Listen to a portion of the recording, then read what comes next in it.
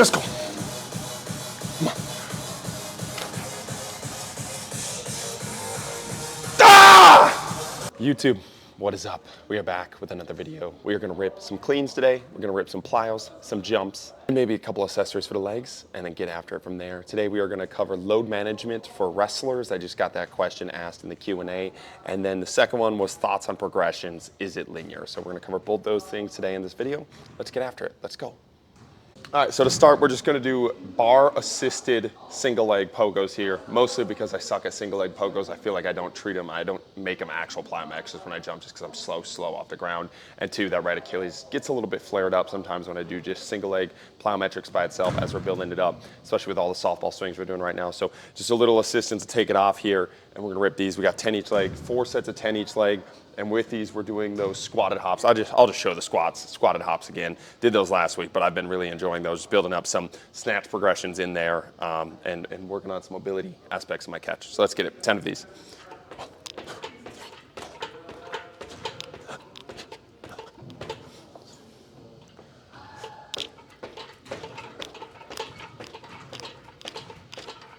Ooh, boom.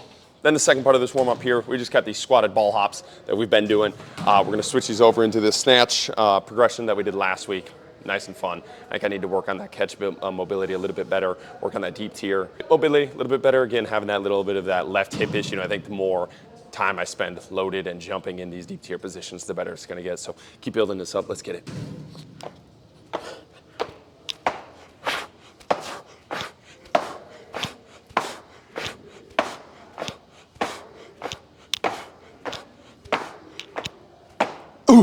Boom. All right, let's get the jumps.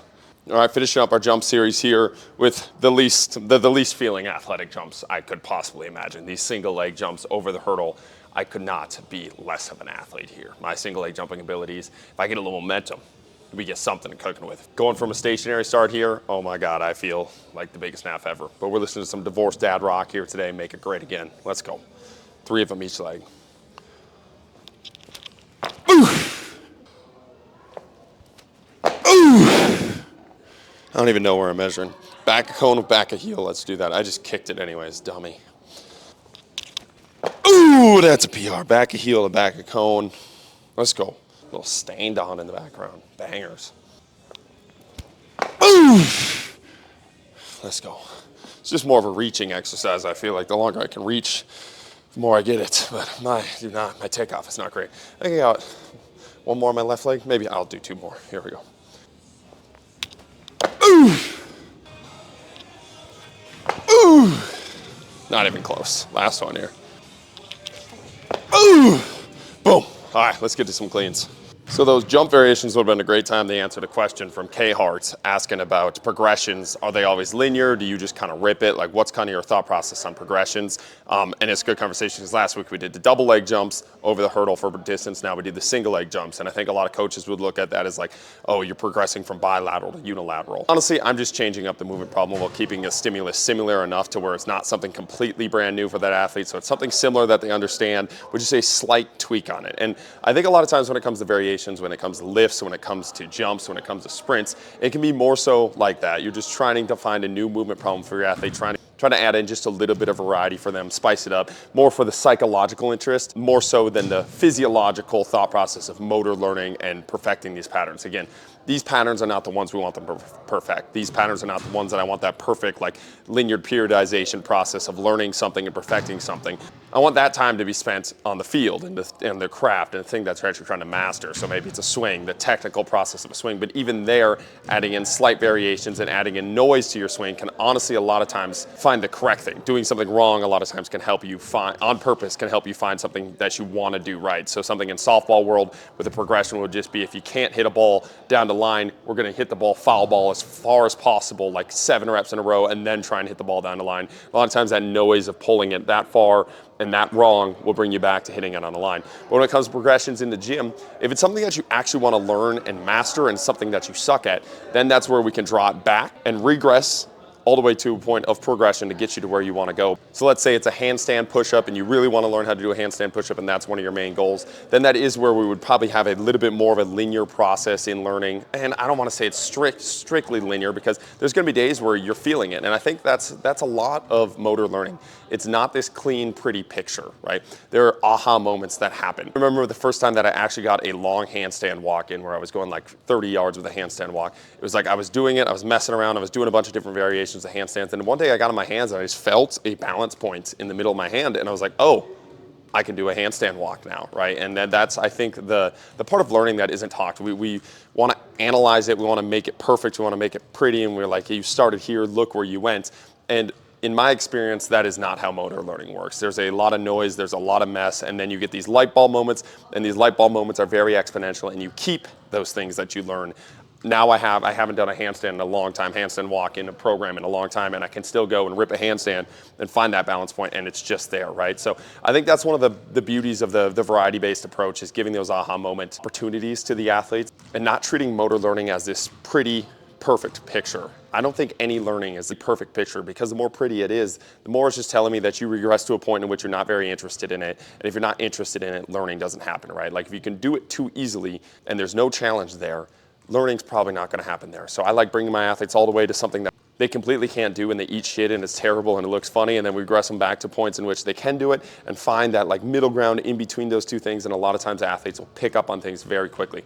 And that's one of the things that I've found too, is like once you become a better learner of skills, you become a better learner of skills. The more skills that you have learned, the quicker you pick up on these aha moments. And that's really the beauty, I think, of the variety-based movement practice approach to training, is creating more adaptable athletes. Not necessarily athletes that are able to, not even physiologically, but in the sense of adaptability of being able to pick up things very quickly. So instead of taking weeks to learn a skill, maybe it takes days to learn a skill, or a week to learn a skill. Instead of months to get to a certain point of learning how to do a backflip, maybe it takes you 2 weeks.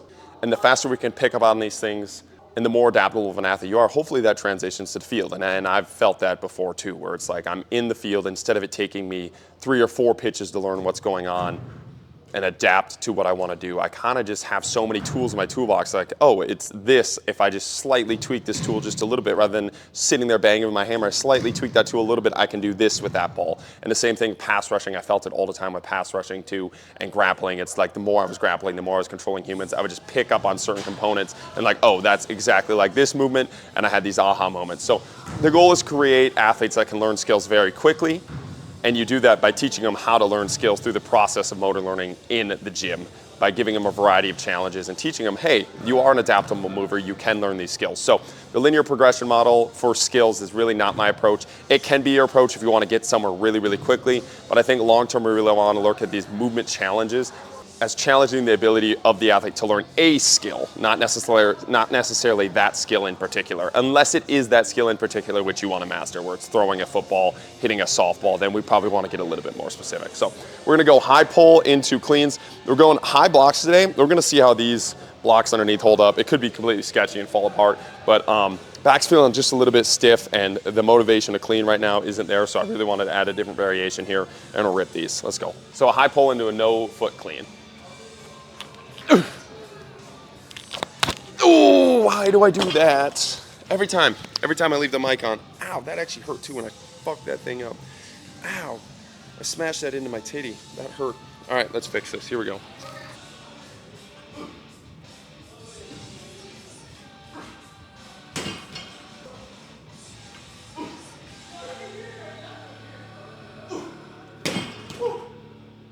All right, set number 2 here. Let's rip.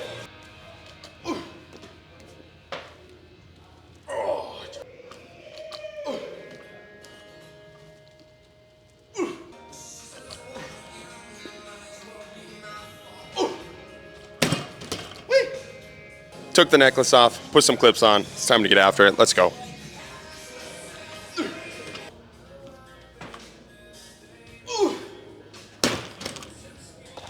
The no foot is absolutely not happening. I got fucking bodied there. What the fuck? Let's go.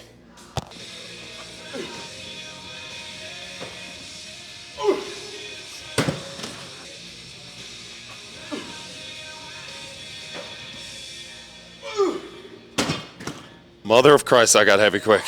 Might have to rip some singies. Let's go. All right, Singies, let's go.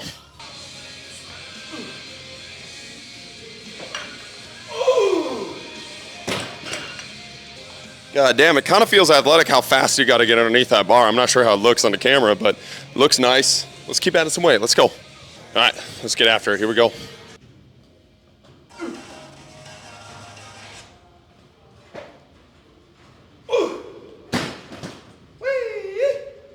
My phone's ability to connect to the speaker right now is trash, and Animals from Nickelback just started playing and it shut off. So now we're gonna have to raw dog this set and then figure out the next set of how to get some more Nickelback playing. Let's go.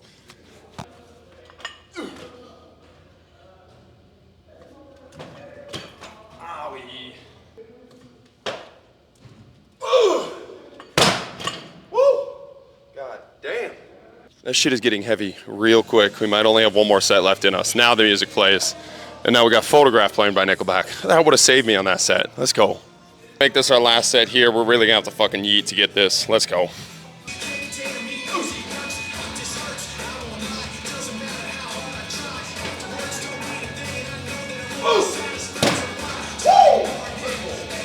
Lightweight, baby. I just didn't love the way that variation felt. That one felt much better. I was quicker on that. Let's get to some squats. Here we go. All right, then we're gonna hit 5 sets of 3. Drop catch lunge or squats. We're gonna drop catch into the bottom of the lunge, add weight through our 5 sets. So we'll start this as our first set. Treat the first couple sets pretty dynamic, pretty powerfully, and then work up to something pretty heavy where it's a grinder to get up. Probably end at a single. We'll see how these feel. And then we're gonna finish with a 2-minute barbell squat hold at the bottom for 2 minutes. Probably a front rack because that's what I made my athletes do this morning. And I wanna live the punishment that they had to endure this morning. So I can talk shit freely, even though I'm gonna get bodied. All right, 5 sets of 3, let's go.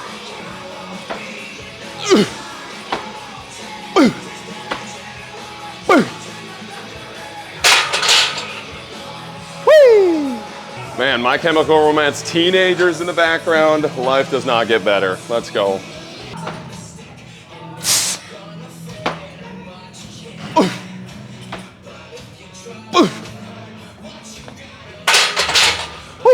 All right, so mid-set little Yokian rant here.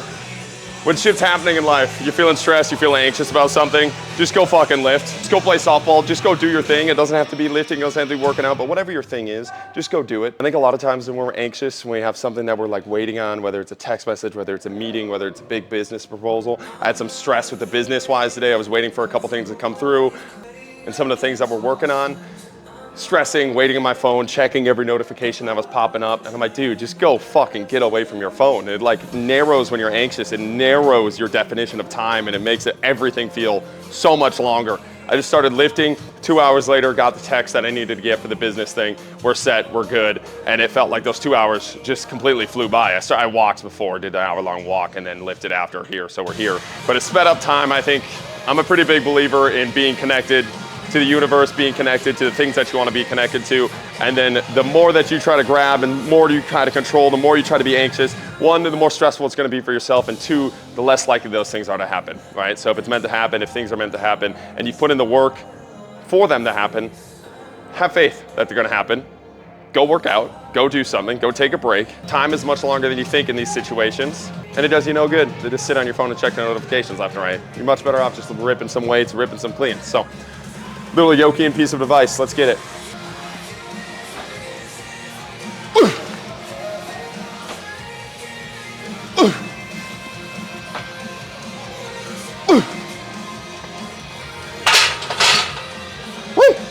I think this is set number 4. After set number 5 of 3s, we'll probably do a couple singles just to feel good. The shirt might come off for a little Instagram thirst trap, just a forewarning. We'll put it back on for the rest of the video, but we got the iPhone recording there, and we need that. We need those clicks, man. We need those clicks. Got to sell those programs. Let's go. Ooh, messed that one up.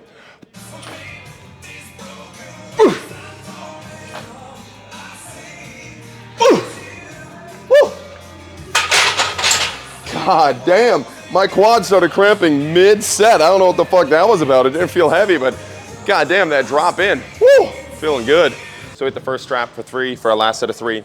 lighting wasn't the best. We're gonna delete it. I'm shallow like that. Fuck it. Let's go. But my quads are legitimately going fucking through it right now. It feels like I just ripped like 100 rep max lunges, like ripping them out. They just keep randomly squeezing and cramping on me like fucking nuts. I've never had that with the drop catches, but I really like it. I've had it with the chest before. The drop catch, it's just like a different stretch you get in that chest. Almost feels like that pec's about to pop.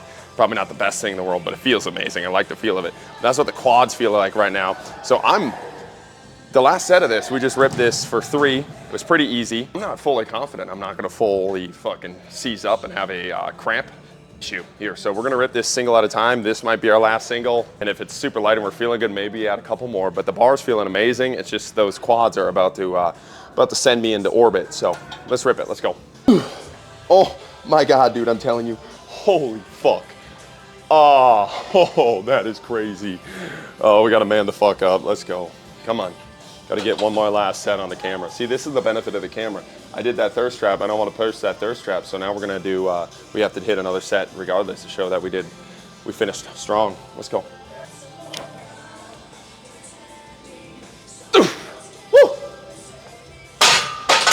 Once I get past that original or first crampage, it's like that quarter squat. Feels amazing, but fuck, dude, I'm telling you right here, is legitimately, oh, God damn, I don't know what's going on. We're gonna talk to ourselves and see if we can get another set in. Jesus Christ. All right, fuck it. One more set, let's send it, let's get it, here we go. Come on, let's go. Come on.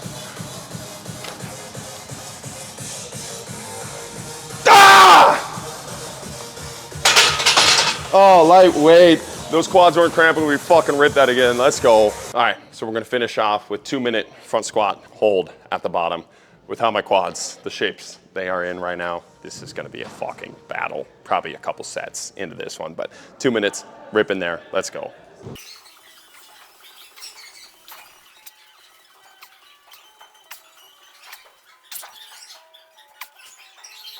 I'm trying to keep tension there, but I'm fucking getting bodied. I'm trying not to sit at the total bottom of this squat here. So, when I come up, that's why, but it's not holding, bro. My legs are fucked.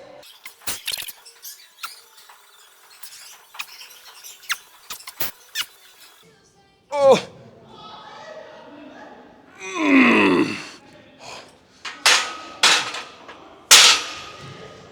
Holy fuck.